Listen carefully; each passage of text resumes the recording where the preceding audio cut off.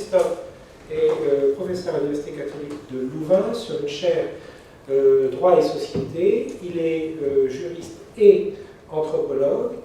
Il a fait un travail tout à fait remarqué qui a été primé par le prix du livre juridique du salon français organisé au Conseil constitutionnel chaque année sur la prothèse, c'est pas le titre, mais c'est en rapport avec le statut juridique de la prothèse. Il est lyonnais d'adoption, il est séjourné à l'INRIA comme postdoc, hein, c'est ça, pendant assez longtemps, 2 ans. Voilà, très interdisciplinaire, très ouvert sur les questions théoriques et très en phase, si j'ose dire, avec la technosphère.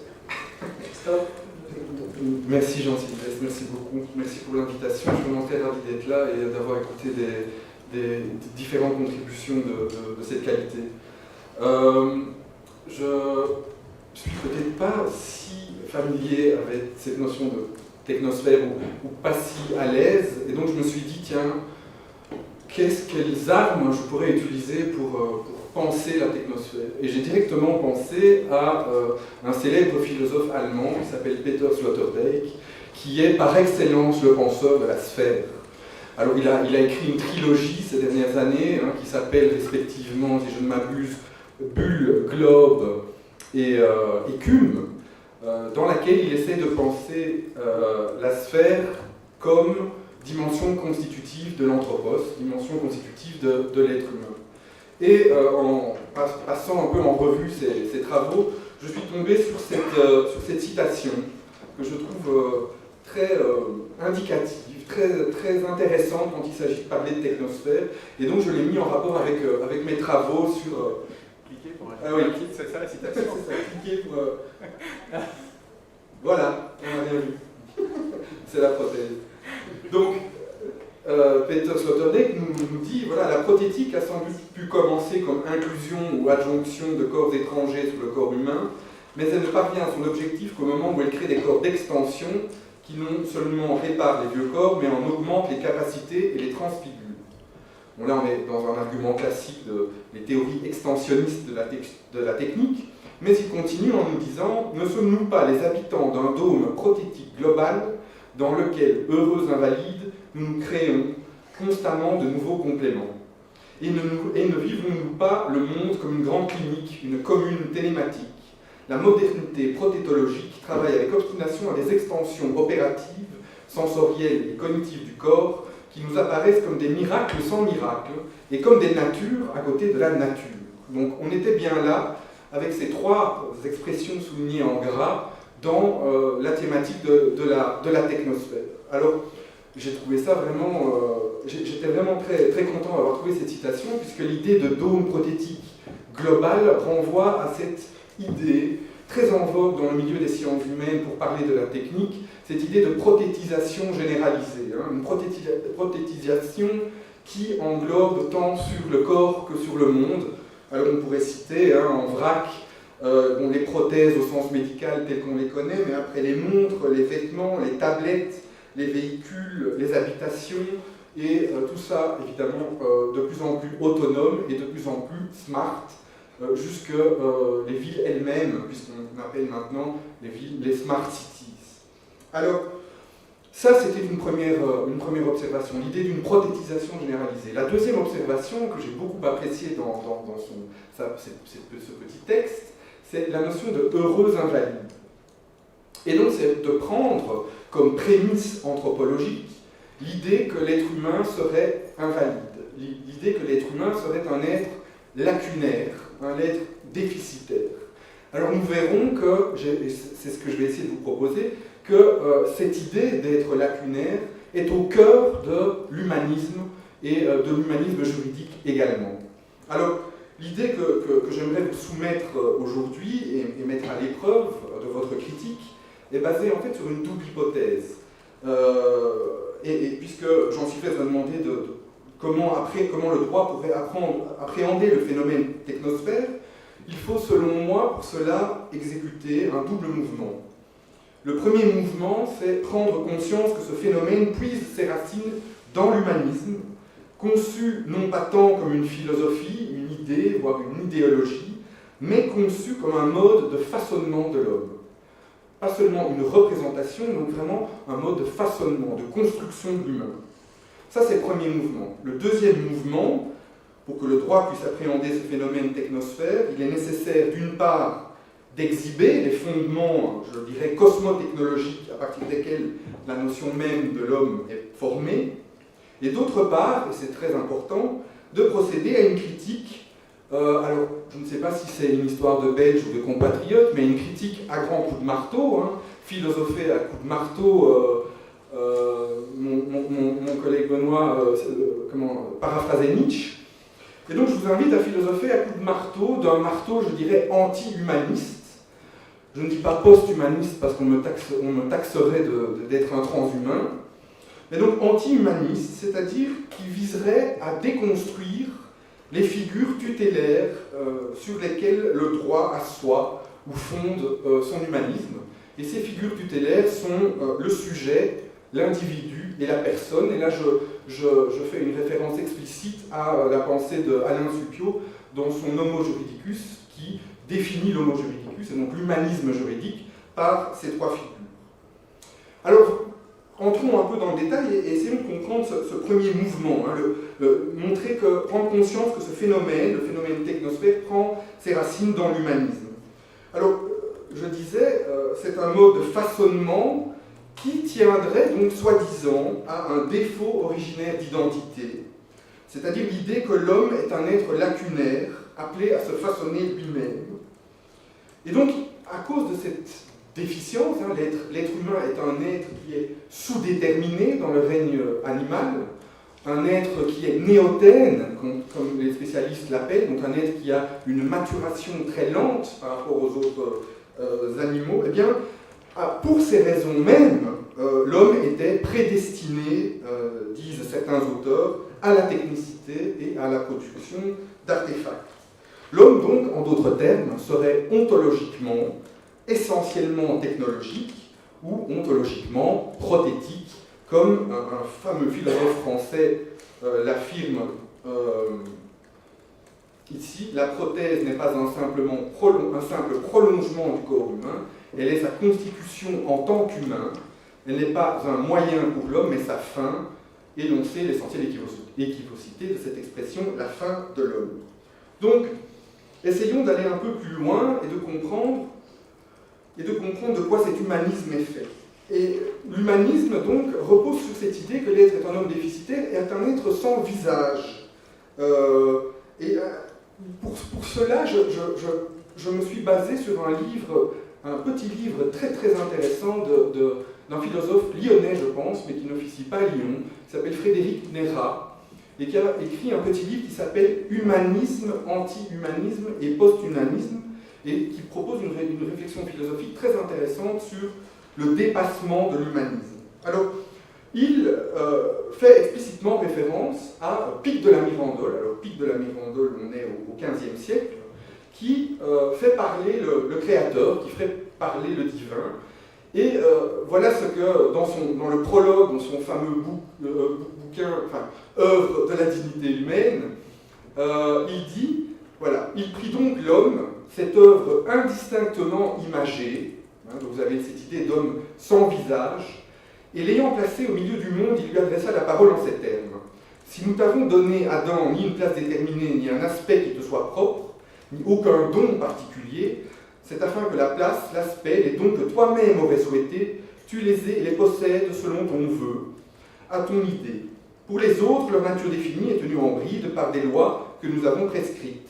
Toi, aucune restriction ne te bride, c'est ton propre jugement auquel je t'ai confié, qui te permettra de définir ta nature. Si nous ne t'avons fait ni céleste ni terrestre, ni mortel ni immortel, c'est afin que, doté, pour ainsi dire, du pouvoir arbitral et honorifique de te modeler et de te façonner par toi-même, tu te donnes la forme qui aurait eu ta préférence. Et Nérat, dans son livre, montre que cette technicité qui définit ontologiquement l'homme, en tout cas est au cœur de la démarche humaniste. Et pour lui, l'humanisme n'engage pas qu'une thèse sur l'humain. L'humanisme, c'est deux choses. Principalement, pour Néra, l'humanisme, c'est d'abord une anthropotechnique spécifique. Donc c'est l'idée que l'homme se façonne lui-même. Sloterdijk parle d'un mode d'intervention de l'homme sur l'homme lui-même. Michel Serres parle d'un processus d'auto-hominisation. Donc on a vraiment cette idée de façonnement par l'homme lui-même qui est au cœur de l'humanisme. Et la deuxième idée qui est au cœur de l'humanisme, c'est à côté de celle d'anthropotechnique, c'est celle de cosmotechnologie. C'est-à-dire qu'en se définissant lui-même, en se fascinant lui-même, l'homme ordonne le monde qui l'entoure et tous les non-humains, tous les autres êtres, il trace une certaine limite et crée ainsi une cosmotechnologie. Alors, pour Néra, et j'ai tendance à suivre sa pensée, à être d'accord avec lui, la prothèse finalement en vient à être interprétée au jour d'aujourd'hui comme un pur complément, comme œuvrant à une transformation réelle, une métamorphose, dit-il, sans métaphore, sans transport hors de soi, sans dehors, quel qu'il soit. Alors c'est cette idée finalement que l'homme devient causa sui, selon la célèbre formule de Spinoza, il devient la cause de lui-même, et comme le dit Néra, il n'y a alors plus de dehors, il n'y a plus d'altérité, que celle-ci soit transcendante ou interne au monde, triomphe alors l'idée d'une autonomie totale sur le plan tant métaphysique que social, c'est-à-dire le projet d'être son propre créateur, sans besoin d'aucune force d'engendrement extérieur à soi, que ce soit Dieu, la nature, la société. Et donc, cette idée d'enclosure, c'est-à-dire de fermeture de l'humain sur lui-même pour se façonner sa technosphère, est éminemment problématique pour Néra. Et j'aurais voulu montrer en quoi elle est problématique pour les catégories fondamentales du droit que sont le sujet, l'individu et la personne. Alors là, j'arrive au deuxième mouvement, donc c'est l'idée de critiquer ces figures tutélaires juridiques sur lesquelles le droit assoit son humanisme ou promeut son humanisme. Alors d'abord, quand je dis critiquer ou déconstruire ces catégories, j'entends les mettre en tension avec leur opposé. Alors quand on parle du sujet, la première idée qui nous vient, c'est qu'on parle du sujet souverain, le sujet rationnel, autonome, capable de délibérer. Suppiot a cette formule qui est, je trouve, très intéressante, presque une formule pop, je dirais. Il dit le sujet, c'est celui qui cause. Alors, le sujet, c'est celui qui cause dans un double sens pour Suppiot. Il cause dans le sens où il parle, il est doté de la parole, et donc il détient le verbe, la puissance de nommer les choses, mais par la parole, il a la puissance de s'engager, et donc de créer des effets. C'est le deuxième sens. Alors, ma question, évidemment, c'est ne faut-il pas déconstruire cette figure du sujet puissant et souverain qui, de plus en plus, se trouve, selon moi, assujetti, et ne faut-il pas penser les formes d'assujettissement du sujet? Et d'assujettissement, normalement, notamment à ce que j'appelle le paternalisme technologique. C'est-à-dire toutes ces technologies prothétiques qui, sous leurs aspects vertueux, d'aide, d'assistance, eh bien, nous incitent, nous suggèrent, nous recommandent, nous rappellent à l'ordre, nous interdisent, voire, par certains moments, nous bloquent ou nous manipulent quand il s'agit de certaines technologies de nudging. Alors, pour illustrer le paternalisme technologique, je donne souvent à mes étudiants l'exemple très simple de la ceinture de sécurité dans la voiture. Donc c'est vraiment cette idée que si vous ne la mettez pas, la ceinture de sécurité commence à hurler et à vous rendre complètement fou, et vous n'avez d'autre moyen que d'obéir ou alors de ruser. La ruse étant l'arme ultime de l'opprimé, tel que les anthropologues la décrivent. Donc, je me demande si dans certains cas, dans ces cas-là, le sujet ne perd pas la parole. C'est-à-dire que le sujet est privé de parole. Il ne peut plus rendre compte de ce qu'il veut faire ou de ce qu'il est.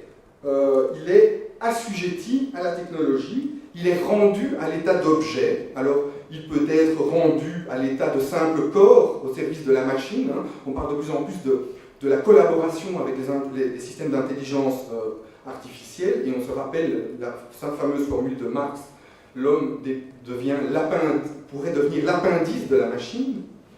Alors il peut être rendu à l'état d'objet, c'est-à-dire il peut être rendu à l'état de données, ou à l'état de profil, de données rassemblées sur un profil. Se pose la question de nouveau de la possibilité de rendre compte de ce que l'on est, donc d'utiliser à travers la parole, de rendre compte à travers la parole de ce que l'on est, au-delà de l'assignation à un profil, de l'imposition d'un profil. L'homme peut enfin être rendu à l'état de simple affect, et je pensais récemment aux expériences menées par Facebook pour tester votre fil d'actualité et tester votre réaction émotionnelle. Donc voilà, il faudrait repenser non plus le sujet comme souverain, mais le sujet comme très souvent assujetti et perdant le contrôle, perdant totalement le contrôle. Et donc il faudrait s'interroger sur toutes les situations où la souveraineté, l'autonomie du sujet lui échappe, hein, alors dit dans un jargon plus juridique ou économique, quand il est dans des situations d'asymétrie informationnelle ou de déséquilibre significatif dans les rapports de force. Première idée de déconstruction du sujet souverain. Deuxième idée, celui de l'individu. Alors l'individu, quand on y pense, hein, directement le juriste y pense, c'est l'unique, c'est le singulier. C'est celui à qui on reconnaît le droit de développer librement sa personnalité. Alors il faudrait déconstruire de nouveau cette figure et repenser des tensions entre l'unique et le semblable, entre le singulier et l'égalité, et la communauté. Et je l'ai brièvement évoqué ce matin, et ce qui me semble intéressant de creuser, c'est ce phénomène d'hyper-personnalisation qui accompagne les prothèses dont nous nous servons à l'heure actuelle. C'est-à-dire l'idée d'une adaptation de la technologie aux besoins, aux préférences, aux dispositions de la personne. Alors ça se décline à travers différents dispositifs, hein, par exemple les dispositifs de soins. Vous allez avoir des robots qui font du sur-mesure et s'occupent de votre petite santé. Hein. On va avoir aussi des systèmes de recommandation qui vous proposent des suggestions rien que pour vous. On a déjà du dynamic pricing, hein. On sait très bien qu'on adapte les prix en fonction des préférences du client. Et donc je me demandais, tiens, l'individu dans ce cas-là, comment penser la singularité de l'individu face à de tels dispositifs? Et quel est son rapport avec, finalement, le collectif, hein, le goût des autres, la communauté, la collectivité? Il faut vraiment, je pense, chercher, du côté de tout ce qui est collectif, communautaire, au-delà de cet individu qui aurait le droit de développer librement sa personnalité. Oui, mais sa personnalité par rapport à quoi? Et donc, il faut se méfier, se méfier, en tout cas, approfondir, aller travailler, hein, aller vraiment comprendre le fonctionnement de ces systèmes qui, en tenant en compte, qui prennent en compte vos singularités et qui en viennent à distribuer l'accès aux sensibles, donc ce que vous voyez, l'accès aux biens et l'accès aux divers de manière plus générale. Enfin, je terminerai par la dernière figure, la dernière figure mythique du droit, celle de Bergson. Alors, on sait tous que le droit s'organise autour de cette summa divisio. On utilise d'ailleurs le latin pour insister sur le caractère ancestral et presque mythique de cette division entre les personnes et les choses. Suppiot nous dit, la personne finalement c'est plus qu'un simple esprit, c'est un esprit incarné. Alors je pense que par rapport à cette idée d'esprit incarné, d'un esprit qui a un corps, un esprit qui a un corps et donc qui est matière, il faut déconstruire et penser les processus au lieu des états, penser les choses quand elles en viennent à avoir un esprit, puisque de plus en plus on parle de choses qui sont smart, qui sont intelligentes. Comment penser les choses quand elles en viennent à avoir un esprit? Alors il faut penser doublement. Il faut penser d'une part, quand on pense à la division entre choses et personnes, il faut penser la matérialisation de la personne. Alors c'est quelque chose qui a été fait déjà depuis longtemps en droit, et je pense notamment à une thèse très intéressante qui est peu citée, c'est une thèse qui date des années 50 d'Aurel David, qui a fait un travail remarquable sur la notion de personne humaine, où il essaie de mettre en évidence le fait que que différentes parties du corps sont disponibles, au sens juridique du terme, qu'elles sont matérialisées, elles ne sont déjà plus sacrées. Bon, ça c'est un champ, je ne m'attarderai pas plus longuement sur cette idée de matérialisation de la personne. Ce qui m'intéresse beaucoup plus, c'est l'idée de la personnalisation de la chose. Alors ici, c'est-à-dire, j'entends par là la manière dont l'humain personnifie les entités qui l'entourent. Alors il ne s'agit pas ici de céder à une quelconque forme d'anthropomorphisme, ni encore moins, je dirais, de conférer le statut de personne juridique aux robots. Non, il faudrait voir plutôt comment les choses deviennent plus ou moins des personnes pour nous, en raison des manières dont nous nous y attachons. On peut s'attacher aux choses de manière très matérielle, de manière prothétique, dirais-je, mais aussi de manière émotionnelle. Et donc il faudrait que le juriste parvienne petit à petit à penser les situations où la chose en vient à revêtir le statut de support de la personne, extension de la personne, émanation de la personne. Alors qu'est-ce que ça veut dire? Ça veut dire par exemple, il faudrait enfin penser le statut de la donnée. Qu'est-ce que la donnée pour notre personne? Parce qu'on on a tendance à personnaliser la donnée. Dans quelle mesure est-elle une chose? Dans quelle mesure est-elle une personne? Il faudrait aussi être attentif aux situations où on personnalise la prothèse, on personnalise les robots. Le droit du travail, par exemple, le fait. Si vous causez un dommage à une prothèse sur le lieu du travail, eh bien, le droit du travail, on va considérer que c'est un dommage corporel et donc un dommage à la personne. Il faut aussi penser, par exemple, le statut de nos prothèses quotidiennes comme les ordinateurs. Et là, je pense par exemple, j'ai un ami qui travaille beaucoup dans tout ce qui est cybercriminalité, et au statut de l'ordinateur, quand il s'agit de saisir l'ordinateur de quelqu'un. Il y a des règles spécifiques parce que nous avons personnalisé l'ordinateur de telle sorte que c'est une extension de nos personnalités. Donc, j'appelle vraiment à un travail pragmatique des juristes, et dans ce sens, je rejoins vraiment l'argumentaire de Benoît Friedman, sur la nécessité d'aller mettre les mains dans le cambouis et de voir comment le droit personnalise la chose. Et il ne s'agit pas de débattre longuement sur des ontologies, savoir si le robot doit avoir une personnalité juridique. Non, la question c'est, tiens, quand on causera un dommage à votre robot assistant qui vous aidera quand vous serez pensionné, voilà, c'est-à-dire quelles sont les émotions qui sont en jeu et quel est le lien qui est en jeu. Et donc je voudrais terminer en insistant là-dessus. Pourquoi est-ce important de s'intéresser à la personnalisation de la chose?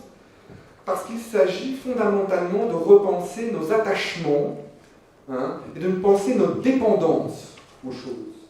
Et de ne pas faire de la personne un être éthéré, coupé du monde, coupé des objets, mais un être dont l'autonomie, dont l'indépendance, dont la personne ne peut être fonctionnelle sans des dépendances, sans des attachements aux non-humains qui nous entourent. Et ces non-humains, c'est l'occasion pour moi de terminer là-dessus, ce n'est pas seulement les non-humains de la technosphère, ce sont aussi les non-humains de la biosphère. Merci beaucoup.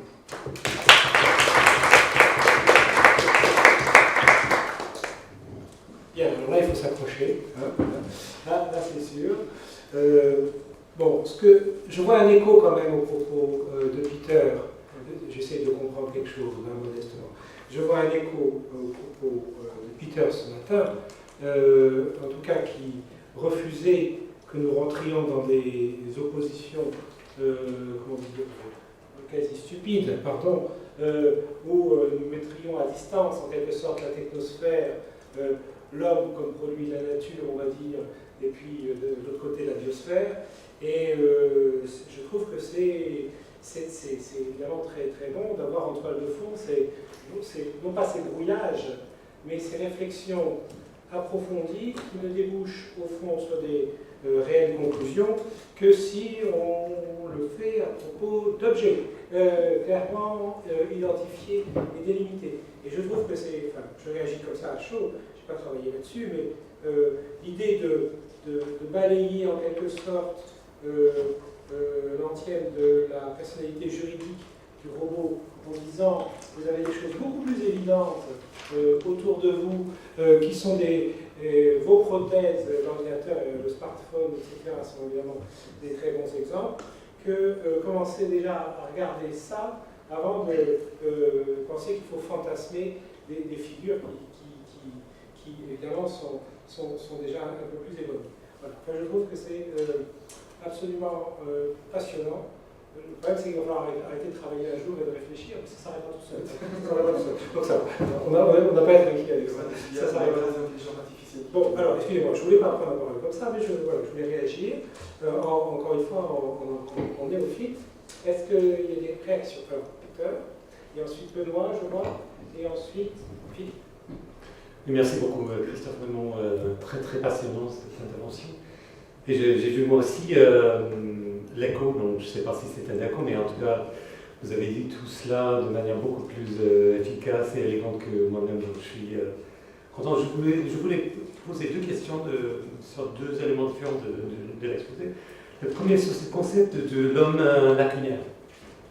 Et ensuite, comme suite de cette idée de l'homme lacunaire, l'humanisme comme technique.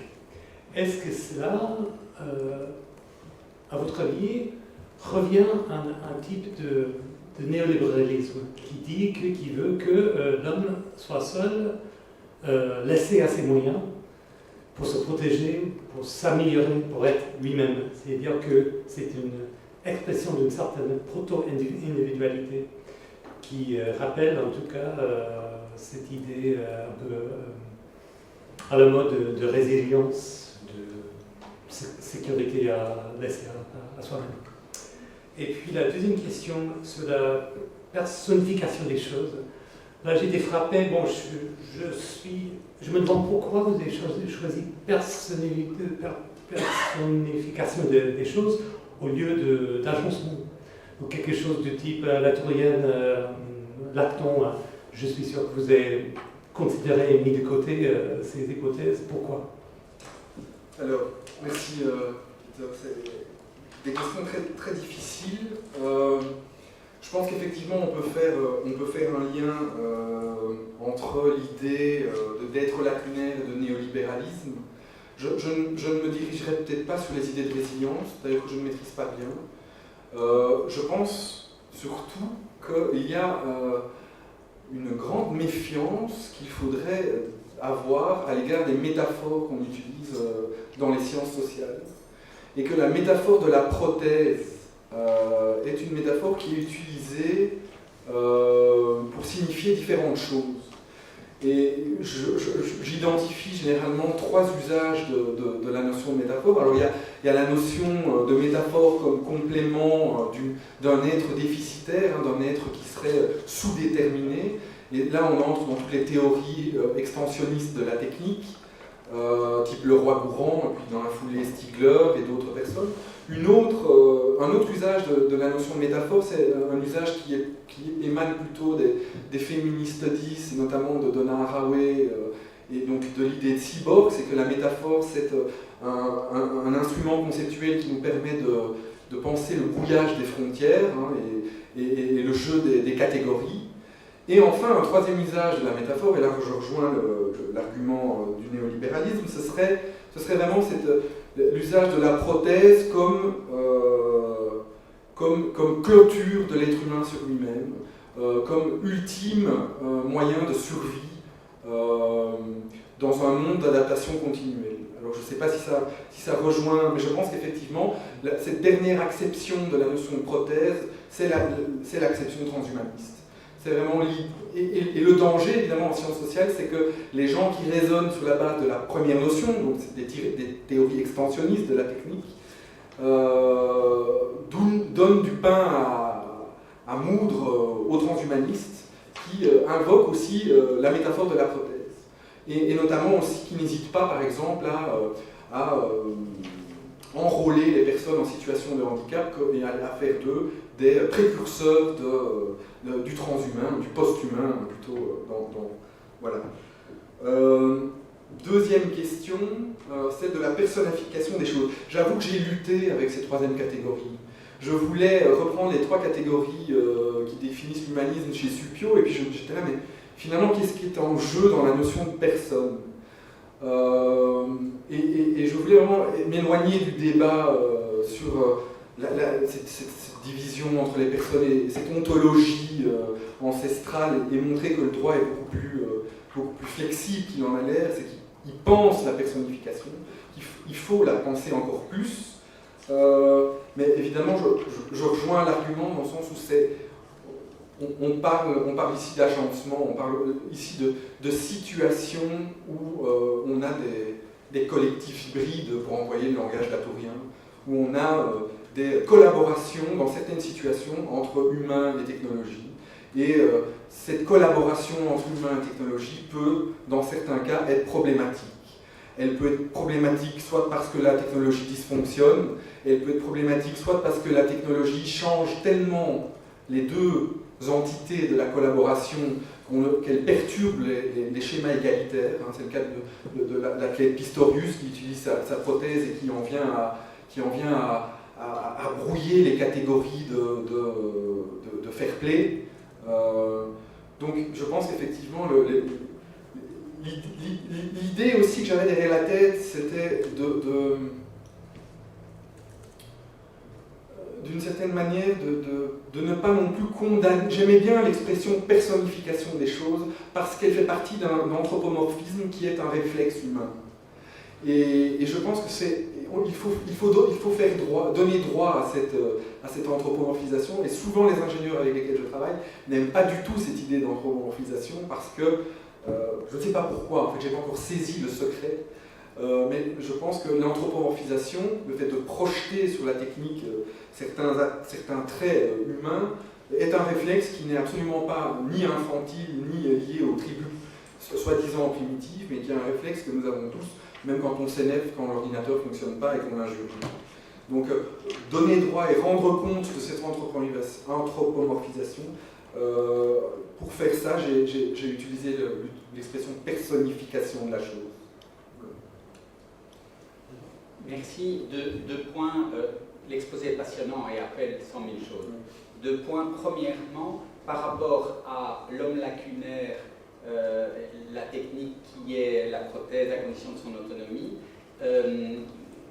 je te pose la question. J'ai l'impression qu'un texte important qui fonde ça dans notre tradition occidentale, c'est le mythe du Protagoras dans le dialogue éponyme de Platon.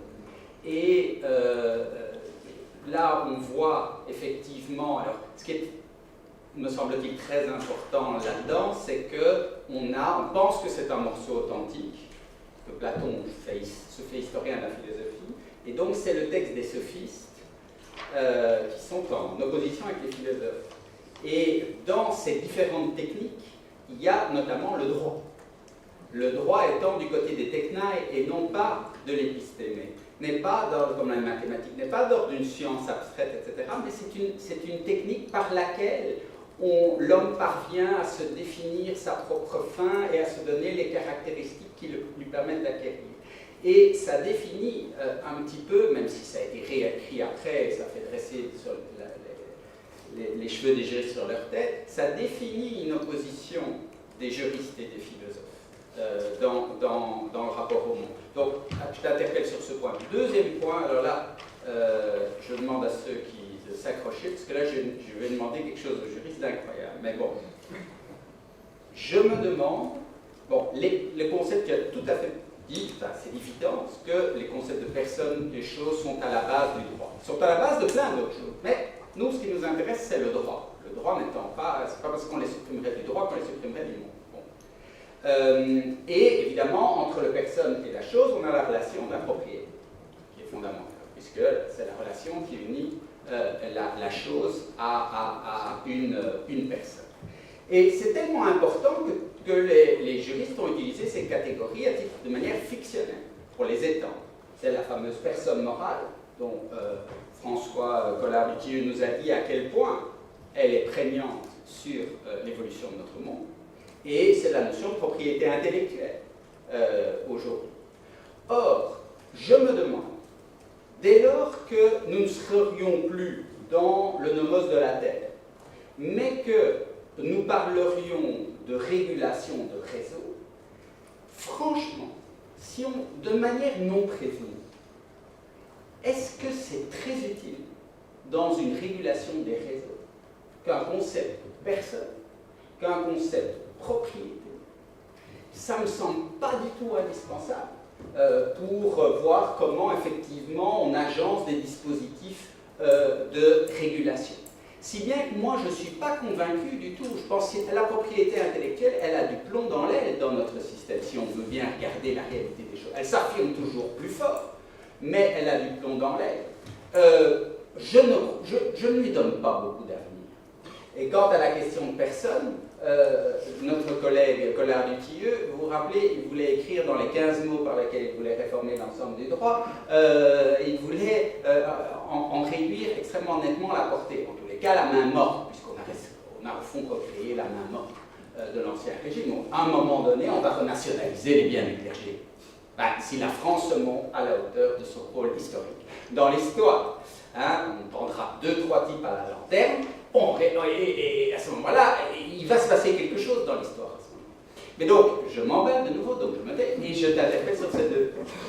Mon premier point, le mythe de Protagoras, en fait, j'ai oublié de le mentionner. Donc, et notamment la faute d'Épiméthée de Bernard Stiegler, donc, part de ce mythe, et notamment l'idée, donc, Épiméthée est cet étourdi qui distribue des talents et des compétences et des avantages aux animaux et qui oublie le dernier animal, l'être humain. Et donc l'être humain se retrouve sous-déterminé, ou en tout cas avec pas d'avantage particulier.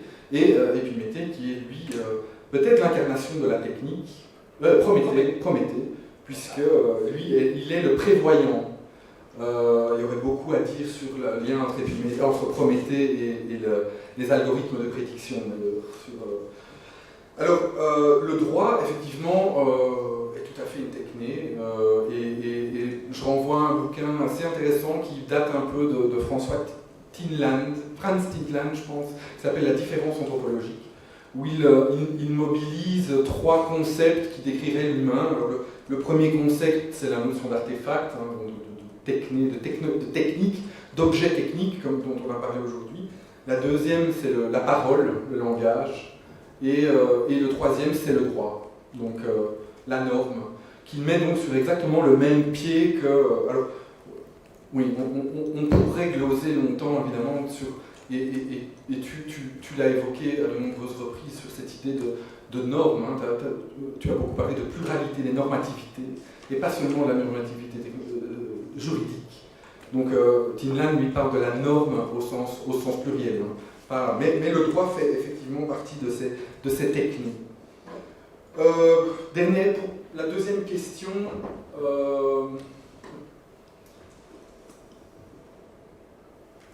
c'est effectivement une grande provocation de dire qu'on pourrait se passer dans un monde, métaphorique, enfin, ou métaphoriquement maritime, on pourrait se passer de l'idée de propriété. C'est la réalité. Maintenant, je pense qu'il y a évidemment différentes manières de décliner la notion de propriété. Et je pense notamment à ma collègue Séverine Dusselier qui travaille à Sciences Po et qui a un gros projet européen sur la refonte de l'idée de propriété en s'inspirant notamment de modèles tels que celui des logiciels libres, celui des habitats groupés, celui de... Voilà. Et donc de nouveau, là je rejoins ta nécessité, c'est celui d'aller sur le terrain et notamment voir comment les acteurs déploient des nouveaux modes d'attachement aux choses et aux autres.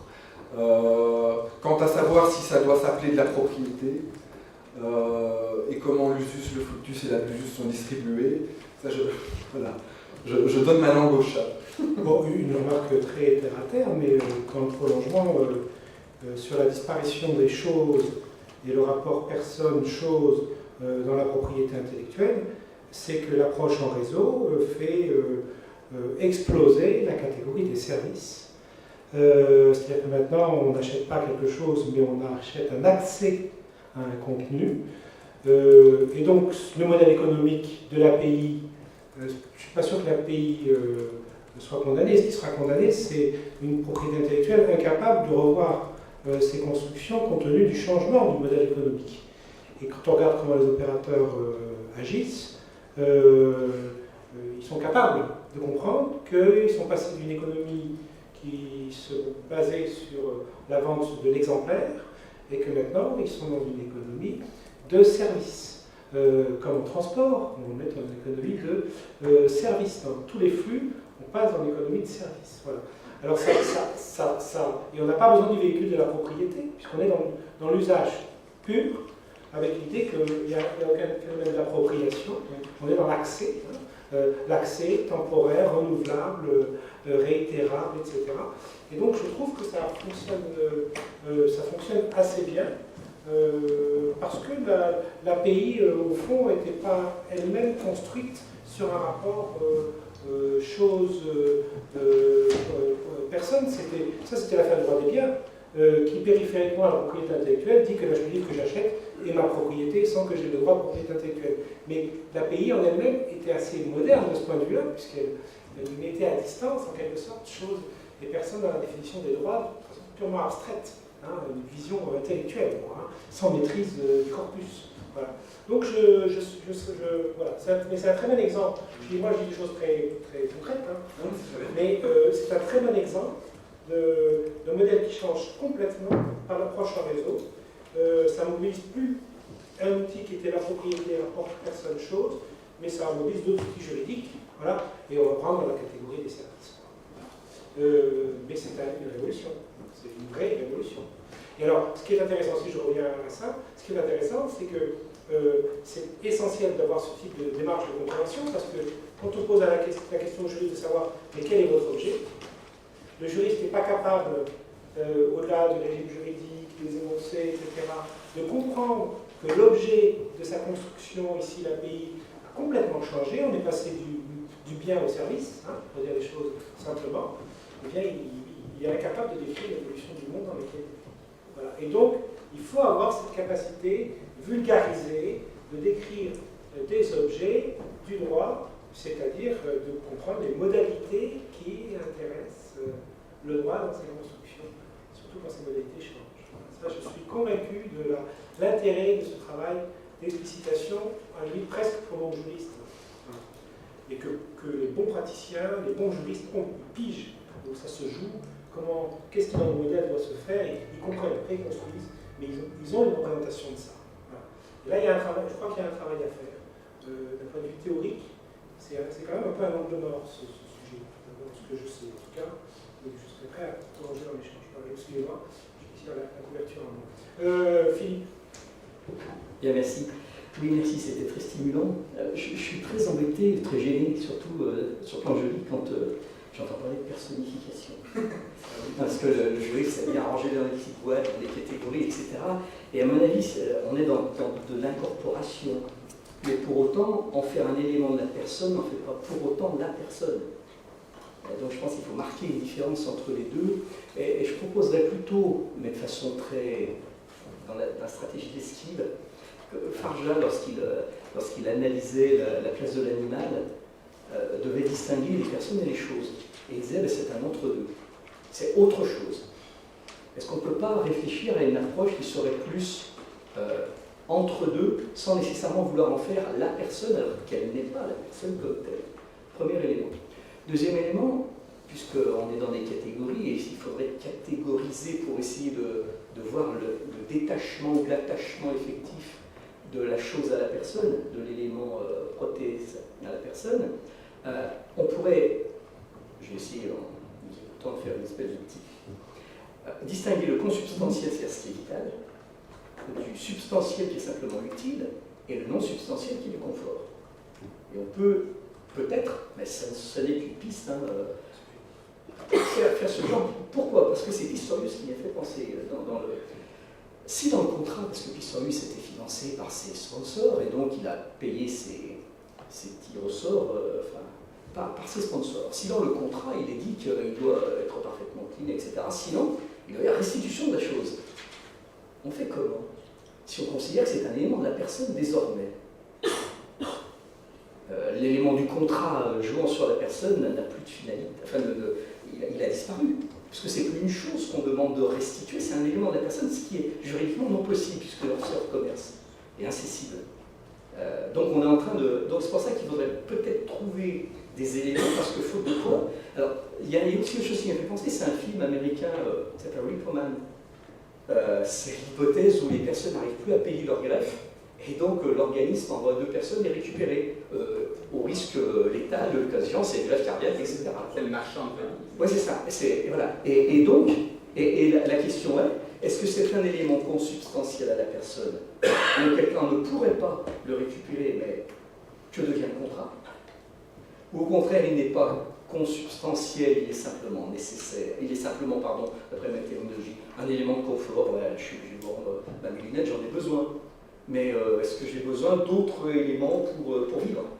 Et je pense que remettre l'objet en relation avec la vitalité ou l'humanité de la personne permet d'éviter en tout cas d'en faire une personne, parce que ça, je n'y adhère pas du tout, mais d'en faire un entre-deux, autre chose, parce que ça a des incidences juridiques qu'on ne soupçonne pas. Je reprends l'aspect contractuel par exemple, là, c'est juste ma fiction. Alors, j'ai sans doute, je me suis un peu mal exprimé sans doute.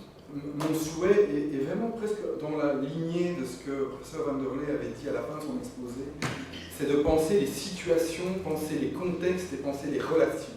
Je m'éloigne de toute forme d'ontologie. Donc mon idée, c'est absolument pas de dire qu'il faut penser les objets comme des personnes.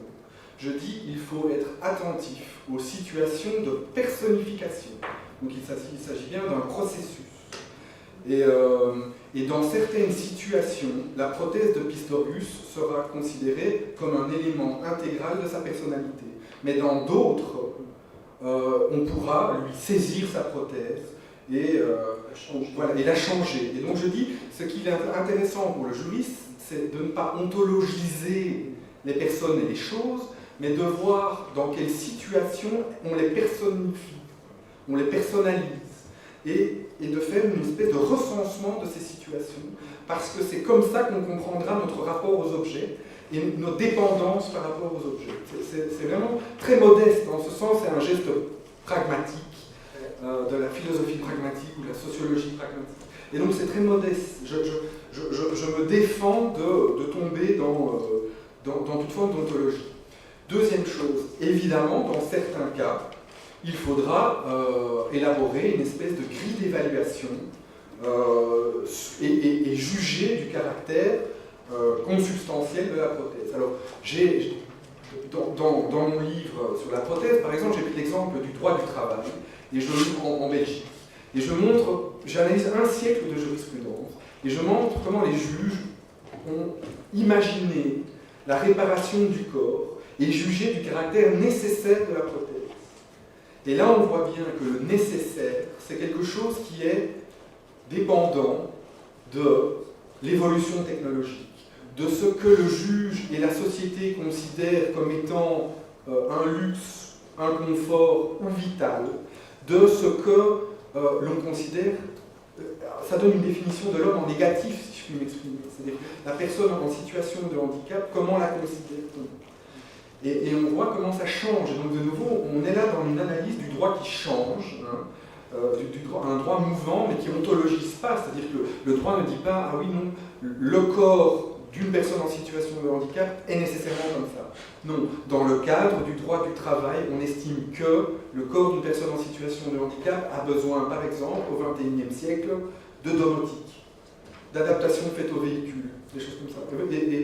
Et aussi, voilà, je pense que c'est plutôt dans cette optique-là que j'essaie de diriger mes recherches. Sachant qu'il y a, tu m'as dit stop, mais 2 secondes, sachant qu'il y a comme le risque qu'on arrive à ces éléments de personnification pour s'opposer à un retrait, par exemple, et de dire vous ne pouvez plus me le retirer parce que c'est un élément de moi-même. Dans certaines situations, ce sera nécessaire. Et alors, tout le point juridique, ça va être comment, sans mauvais jeu de mots, comment on tranche la question. Il y a un célèbre cas en France d'une saisie sur un dentier, par exemple. Ça aborde. Donc il y a aussi le cas, par exemple, d'une interdiction d'accès à un établissement par une personne ayant besoin d'un chien, une personne malvoyante qui a besoin d'un chien. Donc voilà, il y a toutes des situations où il s'agit de s'intéresser à la manière dont on s'attache aux prothèses. Et j'aimerais bien, moi, faire une espèce de bestiaire prothétique tel que le droit, oui, comment, parce que c'est intéressant de voir comment le droit traite de la chose. Bien. Merci. Merci. Pardon, excusez-moi. Dernière chose, et puis après on passe à la conclusion du professeur Médard. Juste une toute petite question. Je reviens sur votre notion de propriété. Je suis membre d'un hackerspace. Je me pose la question, quid des hackers en termes de légalité? Et justement, ces acteurs-là sont plein en train de recomposer, de questionner ces notions de propriété. Et par exemple, moi j'avais recours à le site d'une hackeuse russe qui avait piraté tous les sites universitaires dans lesquels les articles sont payants. Elle avait mis à disposition de la planète entière tous les articles universitaires de façon gratuite, et ça a été condamné, etc. Je me pose la question, est-ce qu'il y a des réflexions autour de cette question de propriété par rapport au cas des hackers? Ceci dit, on peut même renverser les choses, de dire que l'idéologie paraîtrait sans doute péjorative. La philosophie hacker peut être considérée comme un des fondements du paradigme global, puisque au moment de l'Internet, l'Internet arrive, les États affirment leur souveraineté sur l'Internet, notamment un grand débat américain pour des buts très nobles, lutter contre la pédophilie sur Internet, annulé par la Cour suprême, et avec la fameuse déclaration de l'indépendance du cyberespace de John Perry Barlow, qui dit « Nous ne vous donnons nous sommes dans le cyberespace et vous n'avez aucune juridiction sur nous. Nous nous déclarons indépendants. Et d'ailleurs, nous vous craignons absolument pas, parce que vous n'avez aucun moyen de venir nous réguler. » Et donc, je pense, donc ça ne répond pas à votre question, je suis désolé. Non, mais je la renverse la question. Mais, vu le... C'est vraiment... Je profite de l'occasion, parce qu'on a là, évidemment, de toute façon, le nouveau droit se pense de toute façon du côté de ceux qui transgressent l'ancien. Absolument, un tout grand classique. Le droit naturel se pense à un moment donné contre le droit positif par ceux qui ne sont pas d'accord, Antigone. Bon, et l'idée, la philosophie hacker est à la base, je pense, et ça a des conséquences, je veux dire, dans une optique, quand on veut y réfléchir à cette construction du global. Uber, le type de président d'Uber aujourd'hui viré, participe d'une philosophie hacker.